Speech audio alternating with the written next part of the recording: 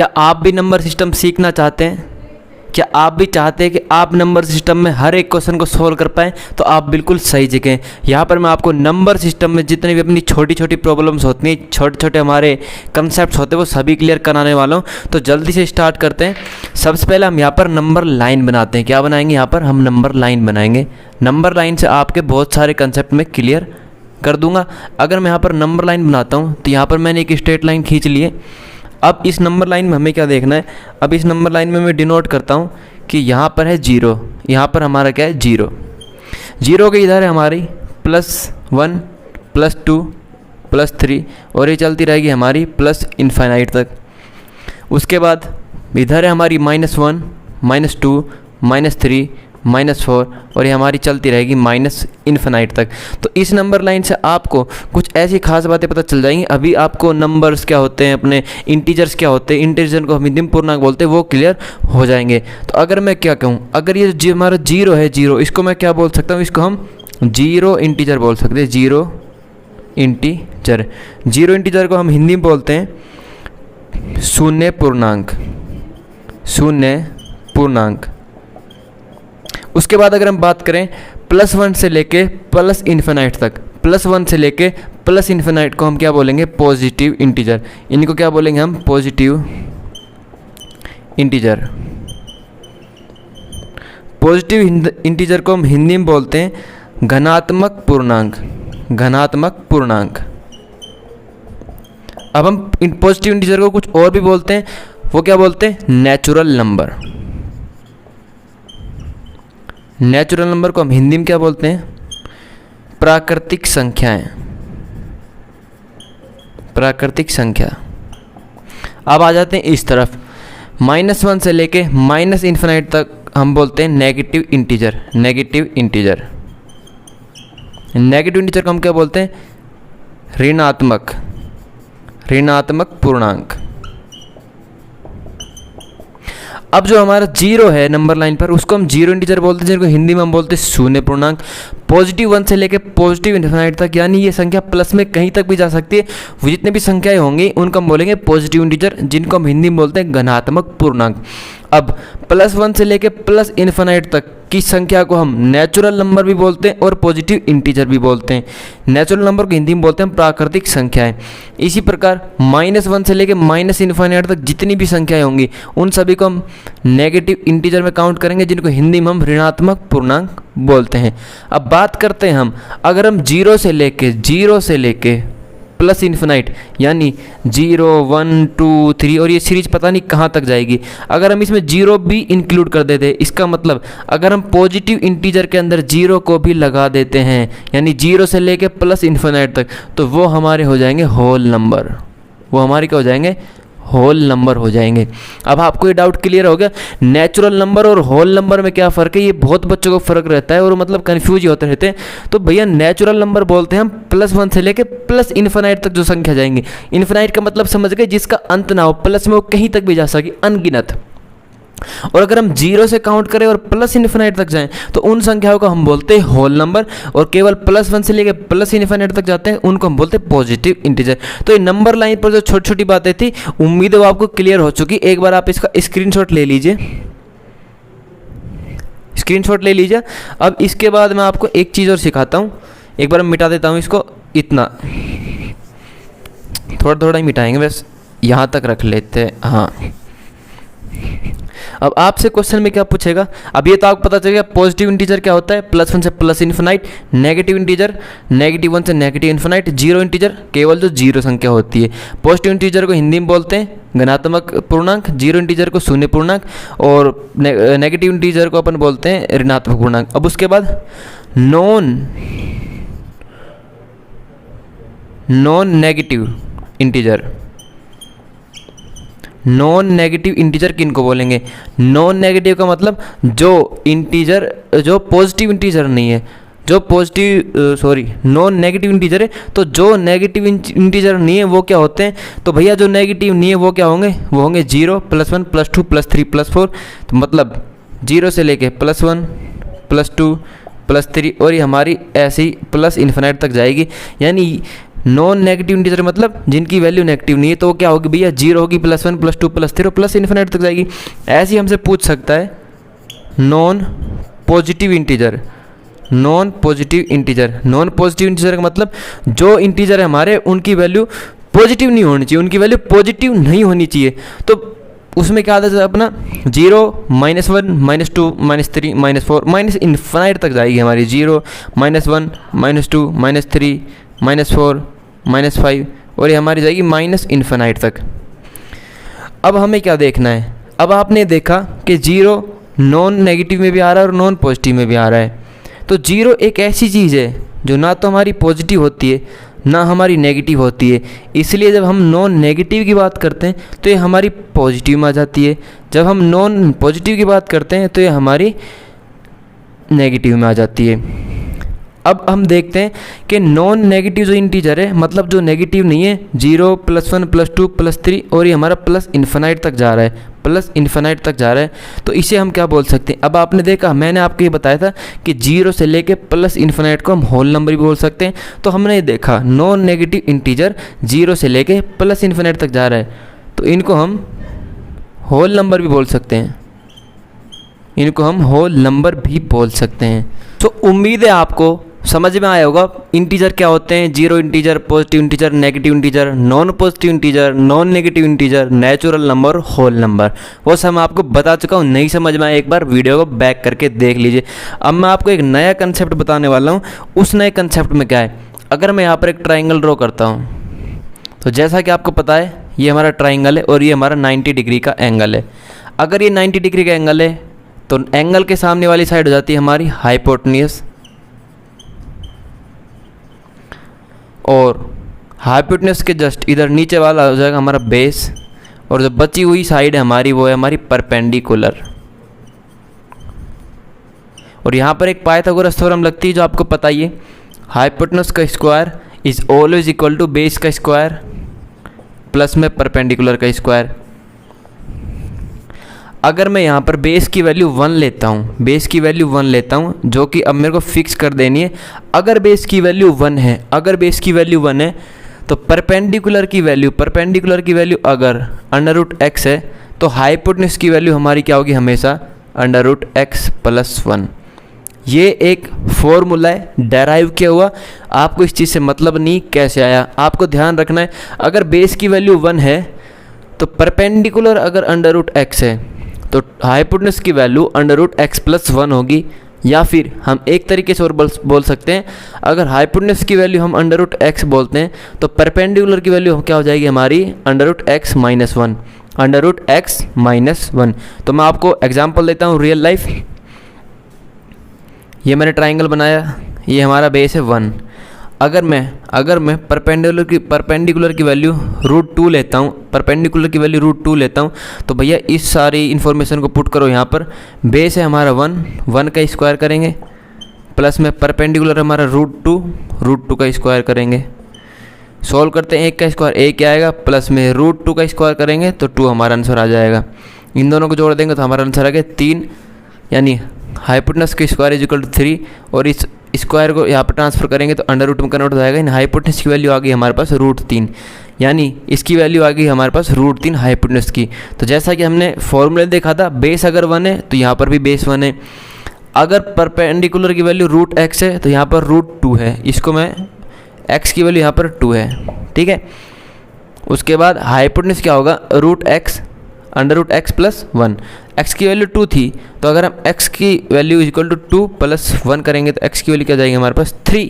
तो यहाँ पर हमारा √3 आंसर आया ना, मतलब +1 होगी। ऐसी आप कोई भी एग्जांपल ले लीजिए। अगर मैं एक और एग्जांपल ले लेता हूँ, यहाँ पर मैं 1 बेस लिख देता हूँ और यहाँ पर मैं लिख देता हूँ √5, तो हमारा जो हाइपोटेन्यूस आएगा वो √6 ही आएगा। चाहे आप निकाल के देख लो, तो उससे ये फार्मूला निकल के आता है कि अगर बेस 1 है तो परपेंडिकुलर अगर बेस 1 है, अगर परपेंडिकुलर √x है तो हाइपोटेन्यूस √x + 1 होगा, हाइपोटेन्यूस √x + 1 होगा। तो अभी किस चीज़ में यूज आने वाला है, ये कहाँ पर यूज आएगा वो भी बताएंगे आपको।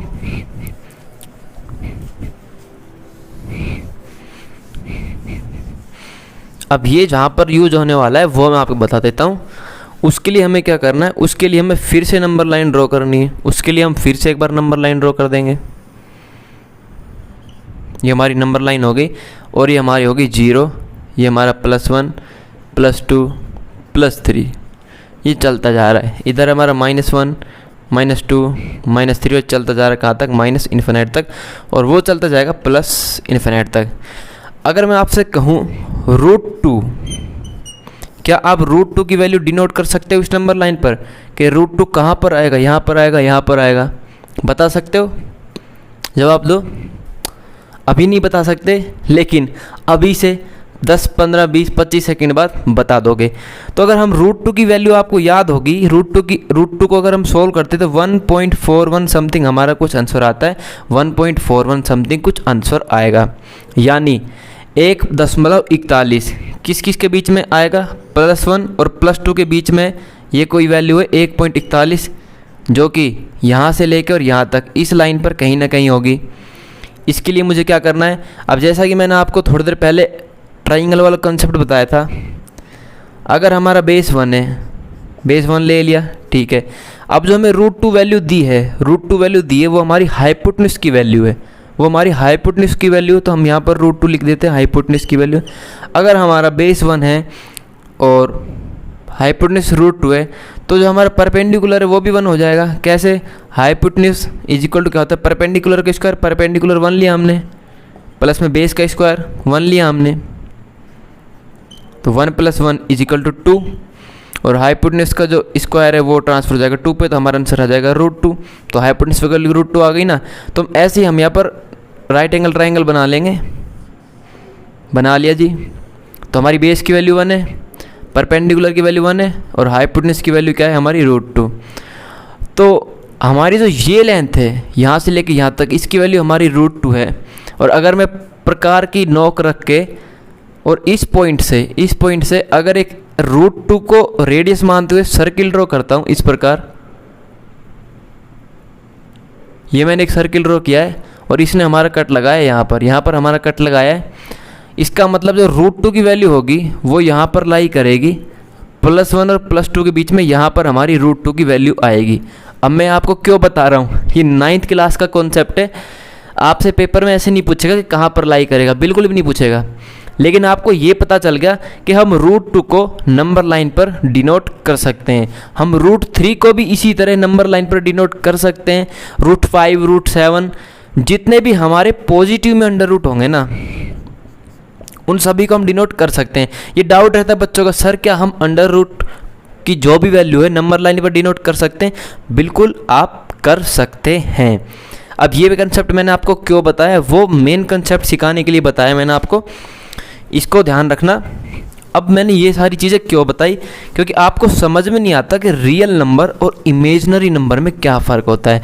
क्योंकि हमारी इस दुनिया में जो हमारे नंबर्स हैं वो 2 तरीके के होते हैं। एक होते हैं हमारे रियल नंबर, और एक होते हैं हमारे इमेजिनरी नंबर।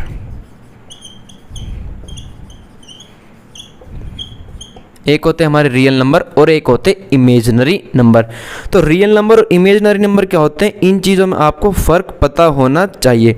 तो रियल नंबर क्या होते हैं, अगर मैं इसकी डेफिनेशन लिखूं, इसकी डेफिनेशन है द नंबर हु या फिर विच डिनोट्स ऑन नंबर लाइन,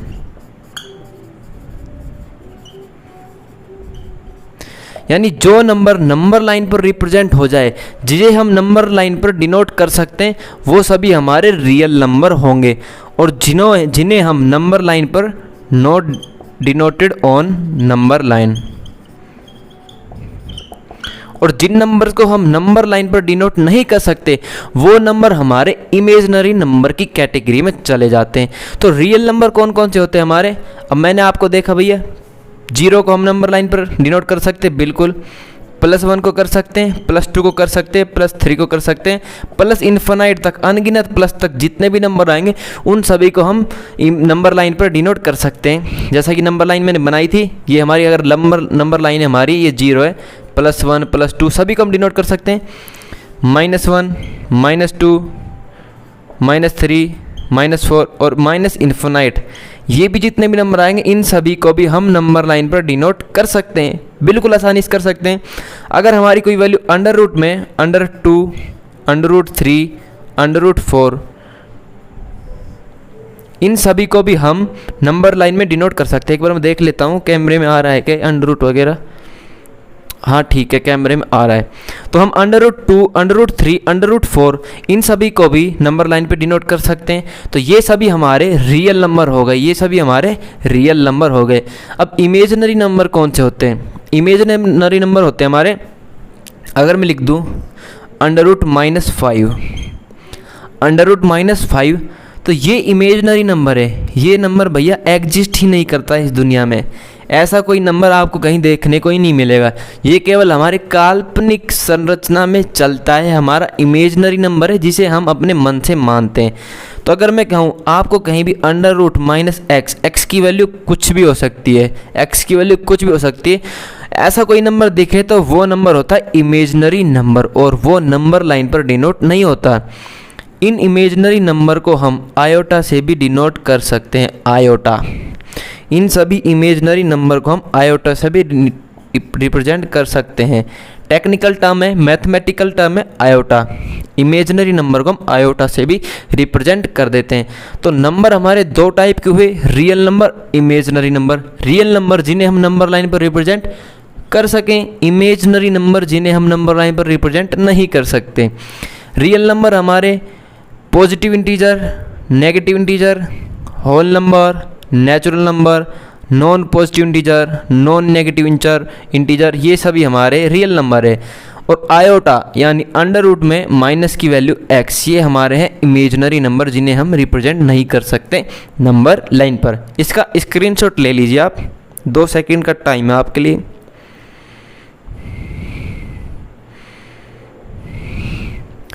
अब मैं आपको रियल नंबर के टाइप बताऊंगा। नंबर दो तरीके का, रियल नंबर, इमेजिनरी नंबर। अब इमेजिनरी नंबर तो हमारा हो गया कंप्लीट यहीं पर। अब इसके बाद मैं आपको बताऊंगा रियल नंबर के टाइप। एक बार इसको रफ करेंगे, देन हम रियल नंबर के टाइप सीखेंगे। आपको कैसा समझ में आ रहा है, नहीं आ रहा समझ में तो कमेंट करो, और अच्छी तरीके से नई वीडियो बनेगी जितने ज़्यादा कमेंट्स आएंगे। अगर बहुत अच्छे से समझ में आ रहा है तो बहुत अच्छी बात है। ये मेरा सौभाग्य, मेरी खुशी है कि मैं किसी को सिखा पा रहा हूँ जो मुझे आता है। मैं देखो मेरा ज्ञान बांटने के लिए यूट्यूब पे आया हूँ। जो मेरे अंदर ज्ञान भरा पड़ा है मैं सभी को सिखाऊँ, कोई गरीब बच्चा पढ़ाई से ना रह पाए, क्योंकि कोचिंग की फीस बहुत ज़्यादा होती है।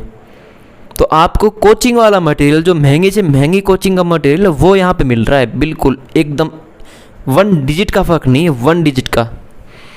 तो भैया हमारा रियल नंबर आ गया यहाँ पे। अब हमें रियल नंबर के टाइप्स देखने। तो रियल नंबर हमारा 2 तरीके का होता है, रेशनल नंबर और इर्रेशनल नंबर।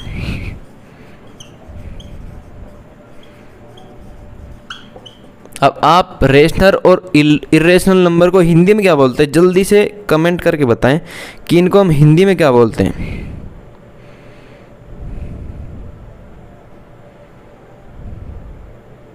रेशनल नंबर क्या बोलते हैं,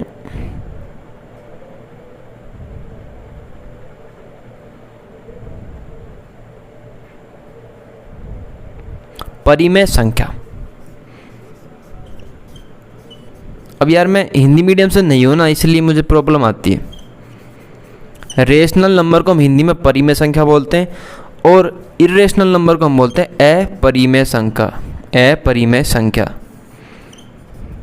मैं अगर आपको कहूँ तो धीरे धीरे इंग्लिश की टर्म्स को आप याद कीजिए, प्रैक्टिस में लाइए, क्योंकि आपको गवर्नमेंट एग्ज़ाम क्लियर करना है, कोई भी SSC GD वगैरह, तो आपको इंग्लिश का पेपर तो देना ही है ना। तो आप इनको इंग्लिश में याद करने की कोशिश करो, आपकी इंग्लिश भी इम्प्रूव होगी, इंग्लिश भी इम्प्रूव होगी।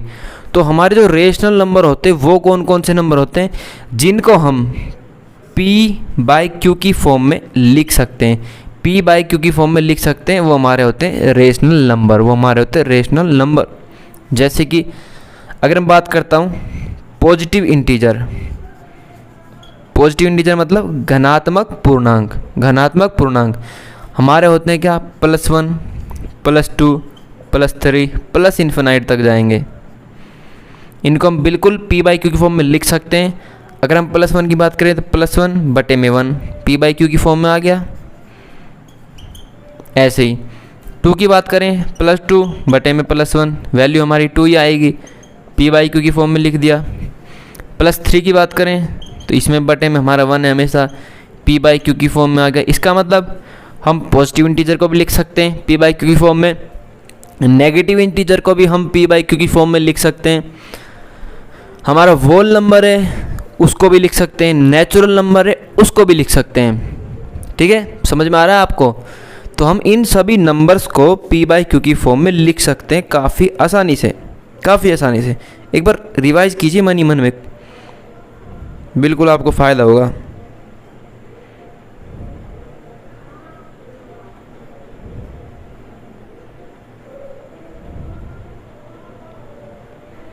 और इर्रेशनल नंबर क्या होते हैं हमारे? इर्रेशनल नंबर वो होते हैं जिनको हम पी बाई क्यू की फॉर्म में नहीं लिख पी बाई क्यू की फॉर्म में नहीं लिख सकते। जैसे कि √2 √3 जो भी हमारी अंडर रूट की वैल्यूज़ हैं, परफेक्ट अंडर रूट नहीं है, जो परफेक्ट अंडर रूट नहीं है उनको हम पी बाई क्यू की फॉर्म में नहीं लिख सकते। जैसे कि हमारा पाई। अब क्यों नहीं लिख सकते, उनको जानने के लिए आपको एक और कंसेप्ट पढ़ना पड़ेगा, उनको जानने के लिए आपको एक और कंसेप्ट पढ़ना पड़ेगा। तो इनको हम दे देते हैं रफ। अब आपको पढ़नी पड़ेगी डेसिमल, आपको डेसिमल पढ़नी पड़ेगी इन चीज़ों को जानने के लिए कि डेसिमल क्या होती है। तो आपके सामने एक और नया टॉपिक निकल का है, डेसिमल। तो डेसिमल हमारी 2 तरीके की होती हैं। पहली टर्मिनेटिंग डेसिमल, टर्मिनेटिंग डेसिमल। दूसरी होती है हमारी नॉन टर्मिनेटिंग डेसिमल।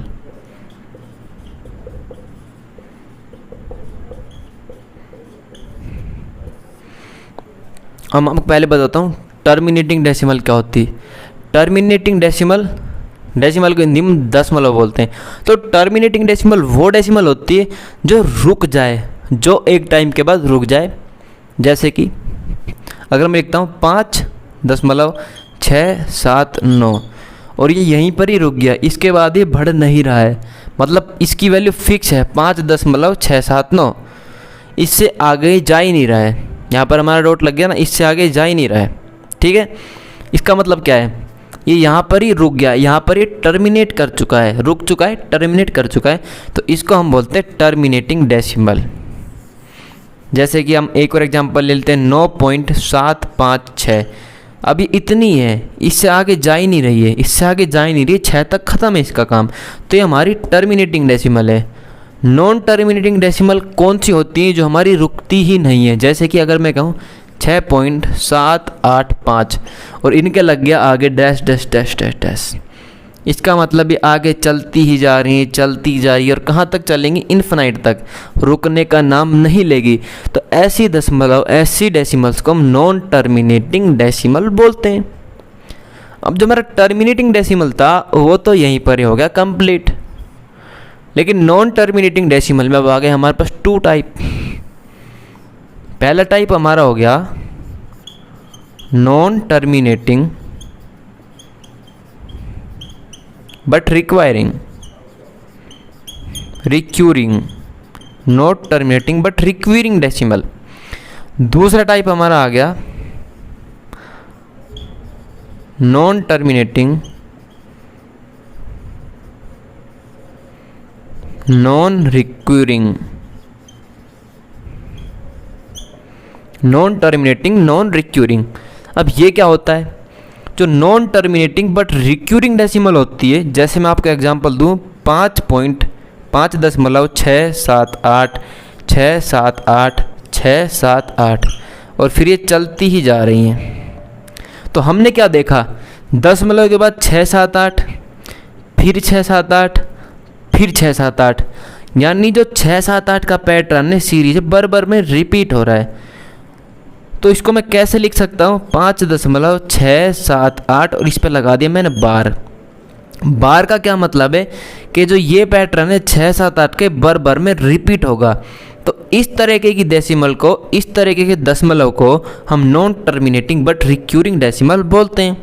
5.678 678 678, यहाँ पर इस 6 7 8 बार में रिपीट हो रहा है। तो जो चीज़ें बार में रिपीट होती है उनके ऊपर हम ऐसे बार बोलते हैं। इस लाइन को खींच देंगे जितनी भी अंक, जितनी भी डिजिट रिपीट हो रही हैं, तो ये यही शो कर रहा है कि बार में रिपीट हो रही हैं। तो ये हमारी होगी non terminating but recurring decimal.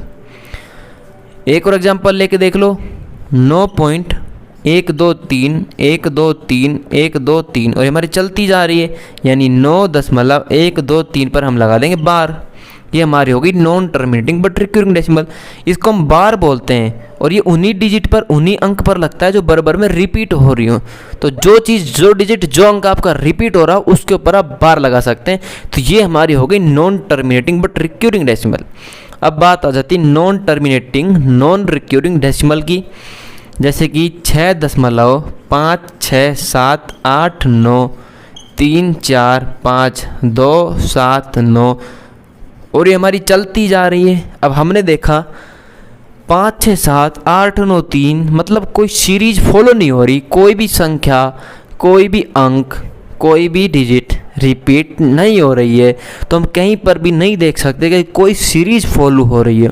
तो इस तरीके के डेसिमल को हम non terminating not recurring decimal बोलते हैं। और जिनके अंदर सीरीज हो 6 7 8 6 7 8 या फिर 3 4 5 3 4 5 या केवल 6 6 6 6 7 7 7, मतलब यहाँ पर ये भी हो सकता है 5.66666 चलता जा रहा है। तो हमने देखा भैया 6 6 6 बार में रिपीट हो रहा है, तो हम लिख सकते हैं 5.6 और 6 पे बार 6 बार में रिपीट हो रहा है, तो हमारा non terminating but recurring decimal है। लेकिन जहाँ पर कोई सीरीज ही फॉलो नहीं हो रही हो, कोई पैटर्न ही फॉलो नहीं हो रहा हो, तो उनका हम बोलते हैं non terminating not recurring decimal. अब मैंने आपको थोड़ी देर पहले पढ़ाया था रेशनल और इरेशनल नंबर। तो हमारी जो टर्मिनेटिंग डेसिमल है इनको हम P/Q की फॉर्म में लिख सकते हैं, बिल्कुल लिख सकते हैं, क्योंकि रुक चुकी है यहाँ पर। तो ये हमारी रेशनल नंबर है। बात करें non terminating but recurring decimal की, इसको भी हम P/Q की फॉर्म में लिख सकते हैं। तो ये भी हमारी रेशनल नंबर है और ये भी हमारी रेशनल नंबर है। लेकिन जो हमारी non terminating non recurring decimal है इनको हम P/Q की फॉर्म में नहीं लिख सकते, ये हमारी इरेशनल नंबर है, इरेशनल।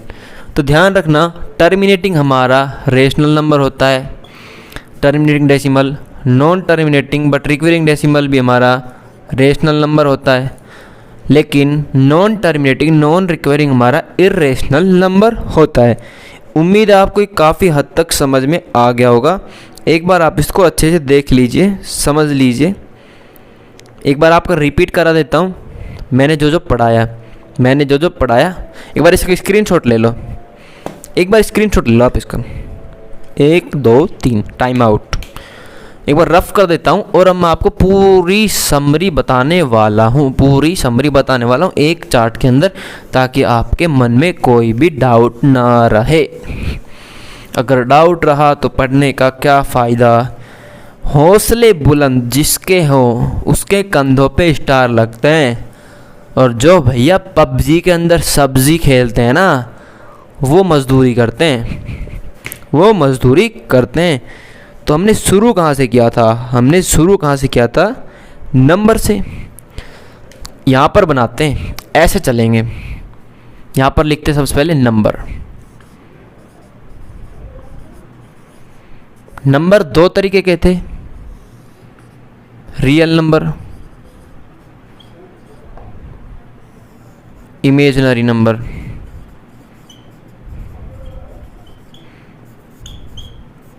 रियल नंबर क्या थे भैया? जिनको हम नंबर लाइन पर रिप्रेजेंट कर सकते हैं वो रियल नंबर थे, और जिनको हम नंबर लाइन पर रिप्रेजेंट नहीं कर पा रहे थे वो हमारे इमेजिनरी नंबर, जैसे कि अंडर रूट में माइनस की वैल्यू x, जिनको हम रिप्रेजेंट कर सकते हैं एयोटा से। उसके बाद हमने देखा रियल नंबर भी हमारा 2 तरीके से डिवाइड हुआ। ये एक कंसेप्ट छोड़ दिया मैंने, इसलिए आपको बता रहा हूँ।